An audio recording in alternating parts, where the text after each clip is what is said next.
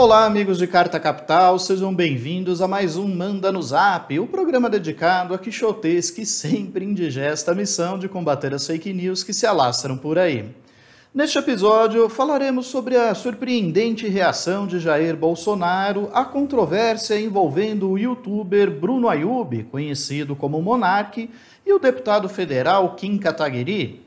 Durante uma transmissão ao vivo do podcast Flow, o primeiro defendeu a legalização de um partido nazista no Brasil.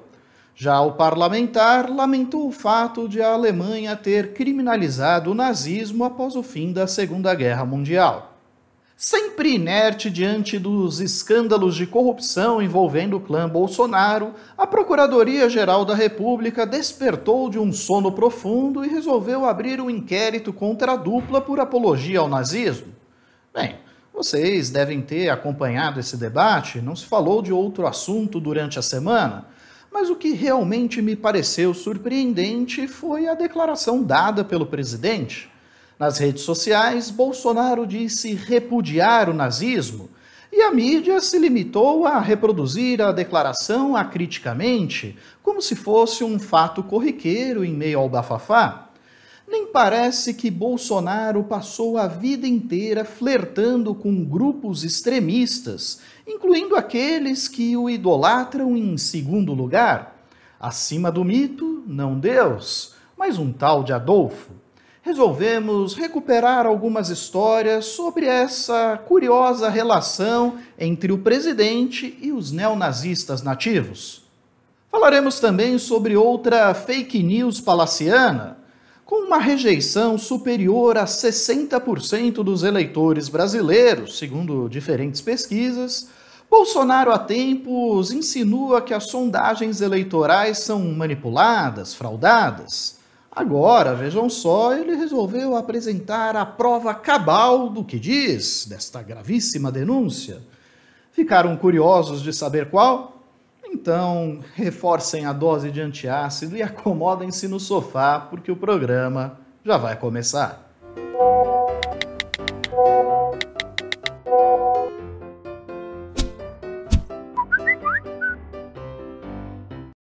Com base em teorias que afirmavam a superioridade da raça ariana, o Estado nazista enviou 18 milhões de civis para os campos de concentração, com a morte de 6 milhões de judeus, além de negros, eslavos, ciganos, comunistas e homossexuais. O Führer Adolf Hitler foi ainda o grande pivô da Segunda Guerra Mundial, que terminou com o tenebroso saldo de 55 milhões de mortes. A despeito dos crimes contra a humanidade perpetrados pelo nazismo, ainda existem homens de bom coração que, em nome da liberdade de expressão e do pluralismo de ideias, acreditam que a ideologia hitlerista não deva ser criminalizada. Ao contrário, os nazistas deveriam até ter o direito de constituir um partido político e disputar o poder. Reparem só esse debate travado entre o youtuber Monark e os deputados Kim Kataguiri e Tabata Amaral. Eu acho que o nazista tinha que ter o partido nazista. Eu acho que não. Reconhecido Lembra, pela liberdade lei. de expressão termina onde a Mas sua expressão coloca a vida do outro em risco. As pessoas não têm direito de ser idiotas. O nazismo é contra a população judaica. Isso coloca uma população inteira em risco. De que forma? Quando é uma minoria, não põe. Vamos falar de holocausto? De que forma? Mas era quando era uma maioria. É anarquia, né? Não tem que ter lei, Eu acho que não tem dentro que da ter... expressão, eu acho que a gente tem que liberar tudo. A existência de Mas um partido não é nazista jurar se é homem fere livre, no a final das existência da comunidade judaica, por exemplo. A questão é, se o cara quiser ser um anti-judeu, eu acho que ele tinha direito de ser. Eu acho que não. Como não? Você vai matar quem é anti-judeu? Anti-vida de outra pessoa, não. Não. Ele não tá sendo anti-vida. Ele não gosta aos ideais. Vocês acham que partido de direita que defende ditadura de direita deveria ser excluída? Não. Não, mas perder o esse é o estatuto? ponto fundamental, Tabata. O Porque que eu não eu acho. defendo, e acredito que o Monark também defenda, é que, por mais absurdo, idiota, antidemocrático, bizarro, tosco que o sujeito defenda, Isso não deve ser crime. Por quê? Porque a melhor maneira de você reprimir uma ideia antidemocrática, tosca, bizarra, discriminatória, é você dando luz àquela ideia para que aquela ideia seja rechaçada socialmente, e então socialmente rejeitada. Deixar que a sociedade tenha uma rejeição social pesada o suficiente. Você acha que é errado a Alemanha ter criminalizado o nazismo? Acho. Não é comovente? Devemos defender a liberdade de expressão de quem prega a eliminação física de grupos raciais e adversários políticos. Uma pena que a legislação brasileira prevê pena de 2 a 3 anos de reclusão a quem praticar, induzir ou incitar a discriminação ou preconceito de raça, cor, etnia, religião ou procedência nacional. Pena esta que pode chegar a 5 anos de prisão se o indivíduo fabricar, comercializar, distribuir ou veicular símbolos, emblemas, ornamentos distintivos ou propagandas que se utilizem a cruz suástica ou gamada para fins de divulgação do nazismo, ou ainda se cometer esse crime por intermédio dos meios de comunicação social ou publicação de qualquer natureza. Foi com base nesta lei de 1989 que a PGR abriu um inquérito contra Monark e Kataguiri por apologia ao nazismo. Diante da pressão da opinião pública, o youtuber pediu desculpas. Disse estar completamente bêbado durante o programa. Galera, eu queria fazer esse vídeo para só pedir desculpa mesmo, porque eu errei, a verdade é essa. Eu estava muito bêbado e eu fui defender uma ideia que é uma ideia que acontece em outros lugares do mundo, nos Estados Unidos, por exemplo. Mas eu fui defender essa ideia de um jeito muito burro, eu estava bêbado. Eu falei de uma forma muito insensível com a comunidade judaica. Eu não sei... Eu peço compreensão aí de vocês mesmo e peço desculpas a toda a comunidade judaica. Desculpa mesmo. Não queria ser insensível, não foi minha intenção, tá bom? E eu convido, inclusive, os maiores representantes dessa comunidade para virem conversar comigo, para me explicarem mais sobre toda a história. Que atire a primeira pedra quem nunca tomou uma cervejinha a mais e saiu por aí pedindo a legalização do partido nazista pelas ruas. A covarde justificativa de Monark não colou. Diversas empresas, a exemplo da Amazon, retiraram o patrocínio do Flow e vários entrevistados pelo programa pediram para que os seus vídeos fossem excluídos da plataforma. Até mesmo a marca de bicicletas Monark fez questão de esclarecer que o youtuber é apenas um homônimo, sem qualquer relação com a empresa. Já Kataguiri vê o seu mandato ameaçado por pedidos de cassação no Comitê de Ética da Câmara, uma pauta a unir petistas e bolsonaristas. Mas o ex-juiz Sérgio Moro tratou de desculpar o aliado do MBL. Segundo ele, foi apenas uma gafe verbal, gafezinha miúda, pouca bobagem. Tá, a questão lá do deputado Kim, isso tem que perguntar para ele já pediu desculpas, tá? Eu acho que ele se equivocou profundamente em relação a essa fala e ele já pediu as desculpas a todas as pessoas, como tem que ser. Tem realmente que pedir desculpas nesse caso. Agora, ele tem um histórico como parlamentar e não vamos apagar esse histórico porque ele cometeu esse erro brutal, tá? Mas não reflete o que ele pensa, foi uma gafe verbal, pelo menos segundo o que ele está falando. Tivesse a história se encerrado por aqui, talvez até poderíamos dizer que o resultado foi positivo. De forma didática, os extremistas aprenderam que não podem dizer qualquer asneira impunemente. Mas então entra em cena Bolsonaro com o seu costumeiro cinismo. Ao ver o desafeto Kataguiri em maus lençóis, o presidente encontrou uma brecha entre as jegueatas que anda promovendo no Nordeste para manifestar o seu repúdio ao nazismo. Ora, vejam só, é mais um grupo de extremistas que Bolsonaro larga na estrada, depois de virar as costas para os deputados Daniel Silveira e Roberto Jefferson, para o mitômano Oswaldo Eustáquio e para a ativista Sarah Winter, o ex-capitão agora finge nem conhecer a turminha da suástica. Mas nem sempre foi assim. Em 1998, quando ainda era um histriônico e irrelevante deputado, Bolsonaro defendeu na tribuna da Câmara 8 alunos do Colégio Militar de Porto Alegre que elegeram Hitler como o personagem histórico que mais admiravam, à frente de Jesus Cristo e Mahatma Gandhi. Segundo o parlamentar, os estudantes tinham a liberdade de escrever o que bem entendessem. Bolsonaro também trocava correspondências com militantes hitleristas, conforme denunciou a antropóloga Adriana Dias. Ela monitora grupos extremistas no Brasil e encontrou uma carta do deputado publicada em ao menos 3 sites neonazistas em 2004. No texto, Bolsonaro agradece o apoio dado pela turma e diz que eles são a razão da existência do seu mandato. Não é lindo? Já o extinto programa CQC da Band, o ex-capitão disse que Hitler era um grande estrategista e revelou que o seu bisavô foi um soldado da Alemanha nazista. Então eu não concordo com o Hitler, mas você tem que entender o que aconteceu naquela época e seu plano de dominar o mundo e de impor a sua raça. Os vencedores em batalhas impõem as suas vontades. E o Hitler queria impor a sua vontade. Lógico, hoje em dia não admitiria. Naquela época era outra história. Tanto é que um homem apenas queria aquilo e todos aderiram, quase todos aderiram na Alemanha. Mas há algo de admirável no Hitler, professor. Profissionalmente, ele foi um grande estrategista. Quando você tem um general aqui no Brasil, em qualquer exército do mundo, aquele general tem que estar pronto para aniquilar um outro país, destruir um outro país, para defender o seu povo. Mas mesmo não o general. O genocídio foi outra história, tá certo? O genocídio é outra história. Sabendo da história da Segunda Guerra Mundial, incluindo toda a morte nos campos de concentração, o Holocausto, aqueles 6 milhões de judeus assassinados, você teria se alistado como um militar se fosse da Alemanha naquele contexto? Olha, o meu bisavô foi soldado de Hitler. Ele perdeu um braço, inclusive, na guerra, né? Seu bisavô! Sim. Qual o problema? A minha família são de alemães e italianos.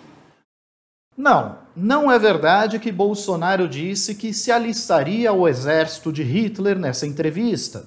Essa foi uma fake news que circulou em alguns grupos de esquerda, mas sempre que menciona a história desse bisavô, Bolsonaro faz questão de esclarecer que o alistamento militar era obrigatório naquela época. Quem não topasse poderia ser julgado como desertor. Agradeço, então, ao povo americano por não estar falando alemão hoje, apesar de meu bisavô ser alemão e ter sido soldado de Hitler. Ele não tinha opção, ou era soldado ou era paredão. Foi ser soldado. Graças a Deus ele perdeu a guerra. A história familiar está, porém, repleta de pontas soltas. De fato, Bolsonaro teve um bisavô alemão que se chamava Karl Heinz. De acordo com a revista italiana Insieme, que investigou a genealogia da família do presidente, ele nasceu em Hamburgo por volta de 1876 e chegou ao Brasil ainda criança, em 1883. Nos anos 20, ele vendia assinaturas de um jornal de Campinas, de acordo com uma reportagem do portal G1. O enrosco é que não há registros da volta de Hintze para a Alemanha. Além disso, a Segunda Guerra começou em 1939, quando ele teria 63 anos, uma idade um tanto avançada para ser incorporado ao exército. O bisavô acabou falecendo em Campinas em 1969. E a grande questão que fica é: por que raios o então deputado Jair Bolsonaro inventaria uma história dessas? E se ela é de fato verdadeira, por que ele fazia questão de repetir essa história por todo canto? Afinal de contas, qualquer pessoa minimamente razoável teria vergonha de um histórico desses. Mas não, ele revelou o segredinho da família diante do plenário da Câmara. A menos que Bolsonaro estivesse acenando para os seus admiradores neonazistas, a razão da existência do seu mandato, segundo as palavras do próprio parlamentar. Bolsonaro também se divertia pousando para fotografias ao lado deste sósia de Hitler, que disputou o cargo de vereador do Rio em 2016 pelo PSC, o partido de Bolsonaro na época. E para que não pairem dúvidas, convém esclarecer, o sósia do Führer é o da direita.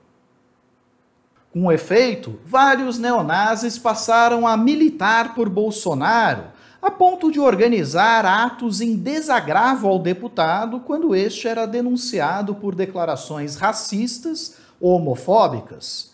E eles ainda engrossaram as manifestações governistas, distinguindo-se dos demais com bandeiras usadas por um grupo neonazista ucraniano. No governo, Bolsonaro teve um secretário de cultura que gostava de plagiar textos de Goebbels, o ministro da propaganda da Alemanha nazista. E o ex-capitão ainda fez questão de recepcionar no Palácio do Planalto a ultradireitista alemã Beatrix von Storch, neta do ministro das Finanças de Hitler e deputada na Alemanha, que chegou a propor o abate de imigrantes ilegais que tentassem cruzar a fronteira do país. O Ministério Público Federal também denunciou Felipe Martins, assessor especial da Presidência da República, por ele ter feito um gesto usado por supremacistas brancos dos Estados Unidos durante uma sessão no Senado. E o próprio Bolsonaro juntou uma turminha para beber um copo de leite puro, outro símbolo usado pelos racistas norte-americanos durante uma de suas lives semanais.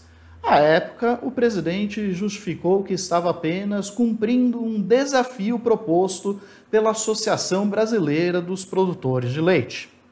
Até mesmo o nome de guerra escolhido pela ativista bolsonarista Sarah Winter homenageia uma mulher que se tornou espiã nazista, sem mencionar o patético desfile com tochas que ela liderou na esplanada dos ministérios, a imagem e semelhança das marchas da Ku Klux Klan nos Estados Unidos.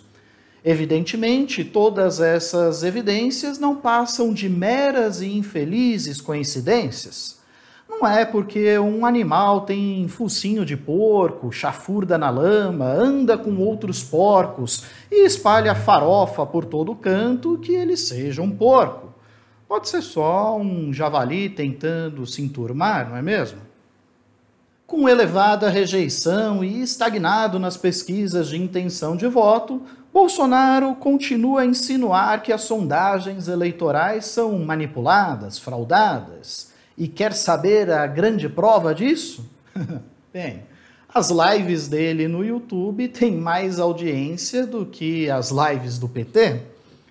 Vamos falar em números aqui, coisa rápida, né? Que número não dá para a gente distorcer.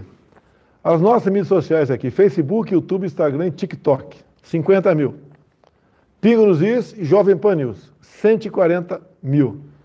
Estou arredondando, né? 190 mil pessoas estão assistindo aqui. E para vocês que estão assistindo, quero fazer a propaganda agora do site do PT. No momento, o PT está fazendo uma live, aniversário do mesmo. 1.200 pessoas assistindo, contra 190 mil por lado de cá. Isso dá 100, 150 vezes. Então, o líder das pesquisas, com 50%, tem 50 vezes menos assistindo a live dele do que a live nossa. Então, uma prova concreta que isso é uma farsa. As pesquisas realmente não batem com a realidade. E todo mundo sabe o que está em jogo, né? Pois é, se isso fosse um grande critério, nós já temos aqui um fortíssimo candidato à presidência. No canal de Carta Capital no YouTube, por exemplo, tem um discurso do deputado Tiririca com mais de 6,6 milhões de visualizações. Será que teremos outro palhaço na presidência? Já se o critério for audiência em uma live, bom, então Casimiro, o grande astro das transmissões ao vivo no momento, poderia ser a grande estrela da terceira via, da sonhada terceira via. Certamente ele tem mais carisma que o Pato de Maringá, embora, convenhamos, não seja muito difícil superá-lo nesse quesito. E no programa da semana passada, sobre a tentativa de Bolsonaro de se mostrar como um homem do povo, nós recebemos mais de 500 comentários. Selecionamos alguns deles para o quadro Best Hater Forever, especialmente dedicado aos fãs que adoram nos odiar. O Francisco afirma: esse canal é de cachorro mesmo? Sim, claro. De cachorro, de gato, periquito, papagaio, suricato. Só o gado mesmo que parece não curtir muito, só passa aqui para mugir. Já o Liberato protesta. Tu insiste na onda de golpe, quem ainda aguentava a Dilma? Quem tinha alguma vantagem com isso? O Brasil não aguentava mais a Dilma, só que ninguém imaginava que outra Dilma piorada seria eleita por uma corja endoidada que acabou se identificando. O problema, meu caro, é que o Brasil tem um regime presidencialista e o chefe de governo não pode ser afastado só porque perdeu o apoio popular ou maioria no Congresso. Para que ele seja impedido, tem que se comprovar que ele cometeu um crime de responsabilidade. Recentemente, o próprio ministro Luiz Roberto Barroso, do Supremo Tribunal Federal, reconheceu que Dilma não cometeu crime algum. As pedaladas foram um mero pretexto. O motivo real, segundo ele, foi a perda de sustentação política. Portanto, foi um golpe, com o Supremo, com tudo.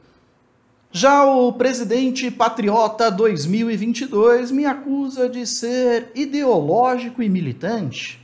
Não percebe o parvo que ele também é.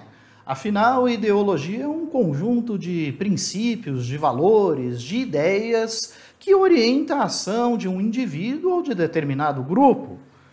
Eu sou, sim, um militante de direitos humanos, ideologicamente identificado com a esquerda, e, pelo visto, o comentarista aqui também é um militante bolsonarista, ideologicamente identificado com a direita ou com a extrema-direita, tanto que aproveitou para fazer campanha política aqui no comentário, não é mesmo?